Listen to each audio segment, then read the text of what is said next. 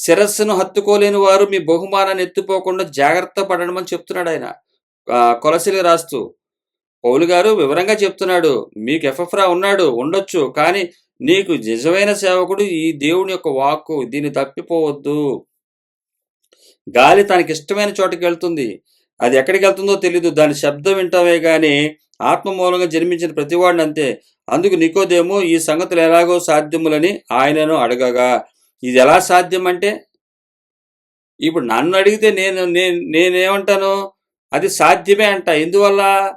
ఆయన ఇచ్చినటువంటి వాక్కుని నేను గ్రహించాను కాబట్టి ఇది సాధ్యమే. నీవు ఆయన అంటాడు 10వ వచనం, యేసు ఇట్లా నేను, నీవు ఇశ్రాయేలుకు బోధకుడు అయి ఉండి వీటిని ఎరగవా? ఇది ఎలా సాధ్యమని నువ్వు అడుగుతున్నావు అంటే, నువ్వు ఎరగవా అంటే నీకు ఇచ్చిన బైబిల్లో రాయబడి లేదా అని అడుగుతున్నాడు ఆయన. నువ్వు చెప్తున్నావు కదా, నువ్వేం చెప్తున్నావు మరి వాళ్ళకి? నువ్వేమి నేర్చుకుంటున్నావు? నువ్వేమి నేర్చుకున్నావు? నువ్వేం చెప్తున్నావు? నీకు తెలీదా ఇది? ఎరగవా నువ్వు అని అడుగుతున్నాడు ఆయన. ఎరగవా అంటే నీకు తెలీదా ఇది అని అడుగుతున్నాడు ఆయన.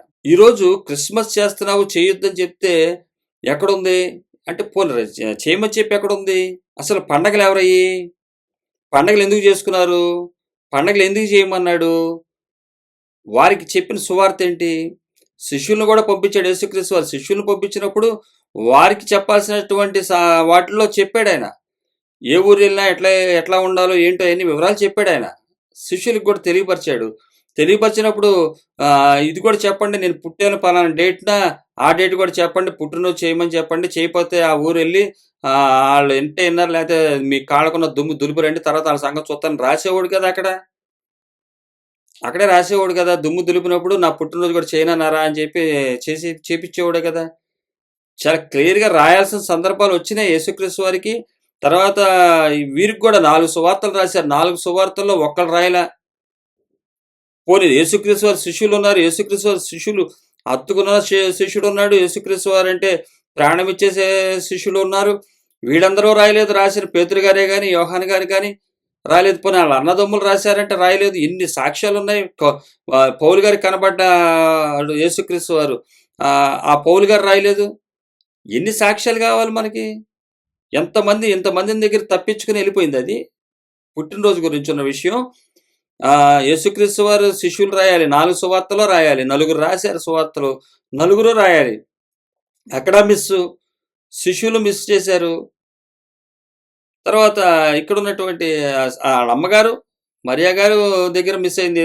సహోదరులు ఉన్నారు, తమ్ముళ్ళు ఉన్నారు, వాళ్ళు రాయలేదు. వాళ్ళ పత్రికలు యాకోబు గారు కానీ, యోధా గారు కానీ రాయలేదు. వాళ్ళు కూడా పౌలు గారు రాయలేదు.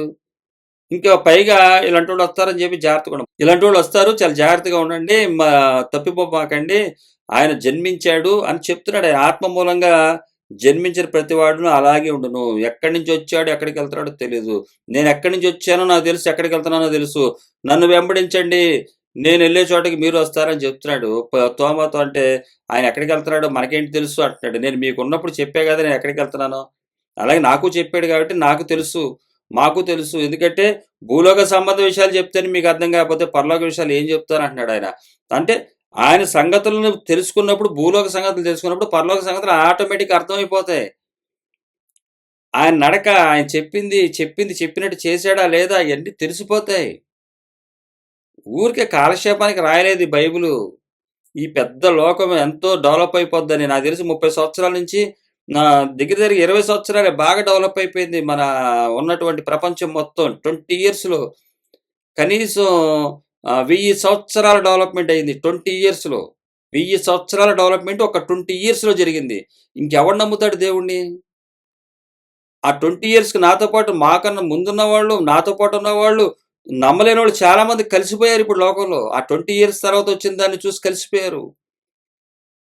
మరి ఎంత వ్యత్యాసం ఉంది. 1000 సంవత్సరాల డెవలప్మెంట్ ఒక్కసారి ఈ 20 ఇయర్స్లో వచ్చింది. ఈ 2020 తర్వాత నుంచి మ్యాక్సిమం 2005 నుంచి ఈ 20 ఇయర్స్లో చాలా అవేర్నెస్, చాలా వరకు డెవలప్ అయిపోయాం. భూమి మీద చూసినట్లయితే మానవుడు చాలా డెవలప్మెంట్స్ తీసుకొచ్చాడు. ఎన్నో లక్షల డెవలప్మెంట్స్ వచ్చేసినాయి. ప్రతిదీ ఇంకా ఎంతో డెవలప్మెంట్స్ వచ్చేసినాయి. అంటే ఇంకేంటి, పతనానికి దగ్గరలోకి ఉన్నారని అర్థం అవుతుంది. ఇంక మీకు ఈరోజు సువార్త అందదు ఇంకా. బైబిల్‌లో ఉన్నటువంటి సువార్తను నమ్మే స్థితి ఉండదు. ఖాళీ ఉండదు. అసలు విపరీతంగా అన్ని సైడ్‌ల నుంచి ఇన్‌కమే. అన్ని సైడ్‌ల నుంచి అన్ని చోట్ల పనులే. ఏది ఖాళీ ఉండదు. బైబిల్ చదవటానికి ఉండదు. ఆలోచించటానికి ఉండదు. ఇక ఈ రోజుల్లో రక్షించబడ్డారంటే చాలా గ్రేటే. ఏది సత్య సువార్తకు అనుసరించి లోకాన్ని వదులుకోవటం అంటే. కృపా సత్యమును అనుసరించటం ఈ సమయంలో ఇప్పుడున్న కాల ప్రకారం కష్టం. చాలా చాలా కష్టం. పాత వాళ్ళే పడిపోతున్నారు. పాతోళ్ళే దాంట్లో కలిసిపోయారు. ఇంక వాళ్ళు నమ్మలేరు. క్రిస్మస్‌లు ఇంకా రకరకాల క్రిస్మస్‌లొస్తాయి. ప్రతి సంవత్సరం క్రిస్మస్‌లకి మారిపోతున్నాయి. పరిస్థితులు మారిపోతున్నాయి. అన్ని రకాల క్రిస్మస్‌లొస్తున్నాయి. ఈరోజు అనేకమైనవి వచ్చినాయి. చెట్లొచ్చినాయి. తర్వాత లైట్‌లొచ్చినాయి. ఇయన్నీ గూడా కాకుండా రకరకాలైనటువంటి పోకడలు. రాను రాను ఇక మందు పార్టీలు గూడా సెలబ్రేషన్స్ చేసేస్తారు. ఎందుకంటే అయిపోయింది. ఒకసారాయన మనల్ని విమోచించేసాడు. హ్యాపీ, హ్యాపీ అని చెప్పేవాళ్ళొస్తారు. ఆల్రెడీ వచ్చున్నారు వాళ్ళు. అందుకని ఇతర దేశాల్లో ఆల్రెడీ చాలామంది కూలిపోతున్నారు. చాలామంది నశించిపోతున్నారు. ఈ 20 సంవత్సరాల డెవలప్‌మెంటు ఎంతో నాశనాన్ని తీసుకొచ్చింది. ఎంతో శాపాన్ని తీసుకొచ్చింది. దీని నుంచి తప్పిపోవటం చాలా ఈ లోకంలో పడిపోవటం, బైబిల్ నుంచి తప్పిపోయి ఈ లోకంలో పడిపోవటం చాలా ఈజీ. అందులో నుంచి రావటం చాలా కష్టం. కాబట్టి ఈ 20 సంవత్సరాల అభివృద్ధికి ముందున్నవాడిని కాబట్టి దేవుడు తన కనికరం చొప్పున నాకిచ్చింది. ఆ రోజైతే ఉందో అది దానికి దీనికి మధ్యలో మేము ఒక వారధిగా ఈ 20 సంవత్సరాల డెవలప్‌మెంట్ లేని సందర్భాన్ని నేను చూసి ఉన్నాను కాబట్టి వచ్చేసినటువంటి డెవలప్‌మెంట్‌ని చూసి నేను ఏ రోజు కూడా కంగారు పడిపోయి, కలవరం చెందిపోయి దీనికోసం నేను ఇదవ్వను. ఎందువల్లంటే మా సేవకులు ఆ రోజే దేవుడు తన కనికరం చొప్పున ఈ వర్తమానాన్ని అందించాడు. ఆ వర్తమానం మాలో ఇలా కొనసాగుతుంది. లోకంతో పాటు వెళ్ళిపోవట్లేదు. వెళ్ళకుండా ఆగుటకు గల కారణం అదే. ఆయన ఏదైతే చూపిచ్చాడో రాబోయే రోజుల్లో వాక్యం దొరకదంటే నేననుకున్నా బైబిల్ ఉండవేమో అనుకున్నా. కానీ బైబిల్ ఫోనుల్లో ఉన్నాయి. ఎక్కడ పడితే అక్కడ ఉన్నాయి. ఎన్ని బైబిల్ కావాలంటే అన్ని బైబిళ్ళు ఫోన్‌లో దొరుకుతున్నాయి. ఇంట్లో కూర్చొని ఏదైనా అడవిలో కూర్చున్నా కూడా చదువుకోవచ్చు. చేతిలో ఫోనుంటే చాలు. ఎనీ టైమ్ దొరికిద్ది మనకి. ఉంటది వాక్యం. కానీ వాక్యం దొరకదంటే చెప్పేవాళ్ళు ఉండరంట. ఎందుకంటే లోకాన్ని చూసేసరికి వాళ్ళకి ఇంకేం అనిపించట్లా. దేవుడు మంచోడు. ఈ లోకాన్ని ఇచ్చేసాడు మనకని. అందుకనే తప్పిపోకుండా ఉండటం కారణం బైబిల్ మనకి చెప్పిన వాక్యాన్ని అనుసరించాలని, తప్పిపోకుండా ఉండాలనే ఈ ఈ సువార్త తెలియజేయడానికి కారణం. ఈ ఈ సువార్త ఇంకా రాబోయే రోజుల్లో నాకు తెలిసి అందించేవాళ్ళు ఉండరు. ఈరోజు దేవుని కనికరం చొప్పున నాకు తెలియజేసే ఉన్నారు కాబట్టి నేను కూడా బలంగా, ధైర్యంగా వెళ్ళగలుగుతున్నాను. నేను విశ్వసించగలుగుతున్నాను. ఇంకా నాకు ఆ పునాదిని కొనసాగిస్తున్నాడు దేవుడు. కొత్త కొత్తగా దీన్ని వెంబడించే వారినే పరిచయాలు చేస్తున్నాడు. ఏదైతే తండ్రైన దేవుడు కుమారుడు ద్వారా, కుమారుడైన దేవుడు శిష్యుల ద్వారా, పౌలు గారి ద్వారా కొనసాగించినటువంటి ఈ అపోస్తుల బోధలోంచి తప్పిపోకుండా ఈ రోజుకి కూడా తప్పిపోకుండా ఉన్నటువంటి సేవకుల్ని పరిచయం చేస్తున్నాడు. ఆ సేవకులతో పాటు ప్రయాణం చేయగలుగుటకు, ధైర్యాన్ని తెచ్చుకోగలుగుటకు, నిరీక్షణలో ఇంకా ధైర్యం పొందుకోగలుగుటకు, వారి జీవితాల్లో కడుతున్నటువంటి దేవుడిని చూసినప్పుడు ఇంకా ధైర్యాన్ని తెచ్చుకోగలుగుతున్నాను. అందువల్ల ఈ ధైర్యం మీలో కూడా మనలో కూడా ఉన్నట్లయితే ఆయనలో వేరుపారిన వారం అవుతాము. మన బహుమానాన్ని ఎవరు కూడా దొంగిలించరు. కాబట్టి క్రిస్మస్ అన్నది చేసుకోకూడదు. క్రిస్మస్ అన్నది చేయటం శాపం అన్నది కొలసీలకు రాసినటువంటి పత్రికలో సారాంశం అది. ఆయన ఆధారభూతుడు, ఆది సంభూతుడయ్యాడు. ఆయన ఆత్మలో జన్మించాడు. ఆత్మగా మొదటిగా సంతానముగా జన్మించాడు. ఈరోజు మనము కూడా అదే ఆత్మగా వెళ్ళాలి. అదే బాటలో మనం నడవాలి. ఆయనకు తగినట్టుగా నడవాలి.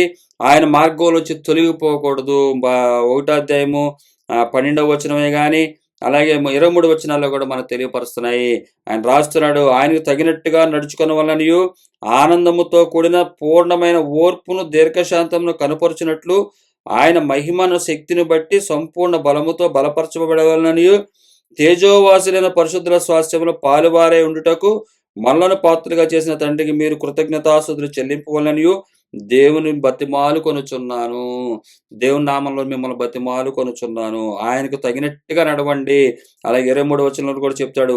పునాది మీద కట్టబడిన వారే స్థిరముగా ఉండి, మీరు విన్నట్టియు ఆకాశం క్రింద ఉన్న సమస్త సృష్టికి ప్రకటింపబడినట్టియు ఈ సువార్త వలన కలుగు నిరీక్షణ నుండి తొలగిపోక విశ్వాసమందు నిలిచి ఉండిన యెడల ఇది మీకు కలుగును. పౌలను నేను ఆ సువార్తకు పరిచారకుడనైతిని. ఈ సువార్తకే నేను కూడా పరిచారకుడనైతిని. ఈ నిరీక్షణ నుంచి మనం తొలగిపోకుండా ఉండుటకు, ఈ నిరీక్షణలో మనం ఉండాలని చెప్పి, దీని కొరకే మనం ఉండాలి. ఈ సువార్త తెలియపరుస్తుంది కూడా అదే. ఆయన పునాదిలోంచి తొలగిపోవద్దు. ఆయనకు తగినట్టుగా నడవండి.